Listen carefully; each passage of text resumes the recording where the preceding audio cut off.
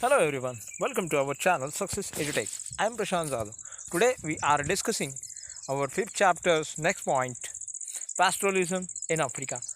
तो आज हम इस चैप्टर में देखेंगे इस लेक्चर में देखेंगे कि अफ्रीका का पेस्ट्रोलिज्म क्या था। तो अब हम स्टार्ट करने जा रहे हैं। Let us move the Africa where overall the world pastoral population lives. Even today, over 22 million Africans depend on some form of pastoral activity for their livelihood. लगभग अफ्रीका की जो जनसंख्या है उसमें से बहुत से जो लोग हैं वो इस पेस्टोरल लाइफ पर डिपेंड है। लगभग 22 मिलियन लोग जो कि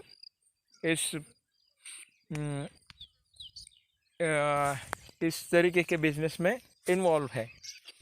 half of the world's population depend on this business, यानी आधी जनसंख्या वर्ल्ड की इसमें जुटी हुई है। अफ्रीका की बहुत सी जो लोग हैं वो इस बिजनेस में जुड़े हुए हैं। Form of pastoral activity for their livelihood, यानी जीने का उनका यही साधन है। They include communities like Bedouins, Berbers, Maasai, Somali, Boran and Turkana. Most of them now live in the semi-arid grasslands or arid areas where rainfall agriculture is difficult. तो ये जो उनकी जनजातियाँ हैं जैसे कि बेरोनीस, बर्बर्स, मैसाई, सोमाली, बॉर्बन एंड तुर्काना, तो ये सब कुछ जो है वो उस पर डिपेंड करते हैं, यानी पैस्टोरलिज्म पर डिपेंड करते हैं। उनका एकमात्र यह बिजनेस है और उस पर उनकी उपजीविका होती है। They raise cattle, camels, goats, sheep and donkeys, and they sell milk, meat, animal skin and wool. Some also on through trade and transport. Others combine pastoral activity with the agriculture. Still others to do variety of odd jobs to supplement their merch and earn certain earning from pastoralism. तो बहुत से जो उद्योग है उनके इस पर depend करते हैं, जैसे कि दूध मिलता है और उन जानवरों की जो स्किन होती है उसको वो बेचते हैं, ऊल निकलता है उससे और वो बेचते हैं दूध का, यानी ऐसे बहुत से जो घटक है उनसे मिलते हैं, इसीलिए वो ये पेस्टोरलिज्म का बिजनेस करते हैं।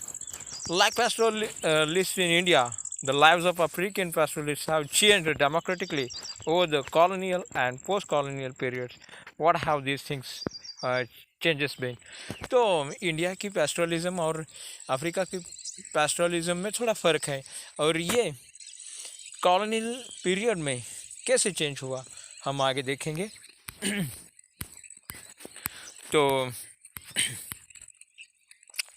we will discuss some of these changes by looking at one pastoral community, the Maasai, in some detail. The Maasai cattle herders live primarily in the East Africa. तो इनमें से एक महत्वपूर्ण जमात है जो कि मासाई नाम से जानी जाती है अफ्रीका की। तो ईस्ट अफ्रीका में ये लोग रहते हैं। लगभग 3 लाख उनकी जनसंख्या है। इन साउदर्न केन्या एंड अनदर, और ये साउदर्न केन्या में रहते हैं। लगभग 1.5 लाख लोग तांजानिया में रहते हैं। We will see how new laws and regulations took away their land and restricted their movement. This affected their lives in times of droughts and even reshaped their social relationships. इतने यानी कुछ लोग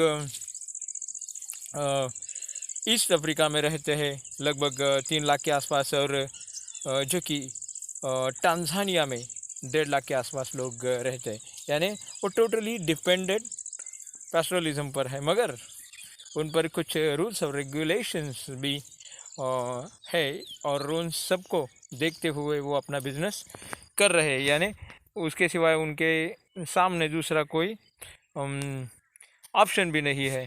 तो एकमात्र व्यवसाय उनके सामने ये पैस्टोरलिज्म है। तो हमने देखा कि कैसे इंडिया और अफ्रीका में ये जो बिज़नेस है ये कैसे चलता है और कैसे लोग उस पर डिपेंड है। तो हम आगे देखने वाले हैं where how grazing lands gone. तो ये पॉइंट हम आगे देखने वाले हैं, मगर मैं अपना ये लेक्चर यहाँ पर ख़त्म करता हूँ। तो ये पॉइंट हम आगे के लेक्चर में देखेंगे। तो मैं प्रशांत जाधव आपसे विदा लेता हूँ। नमस्कार।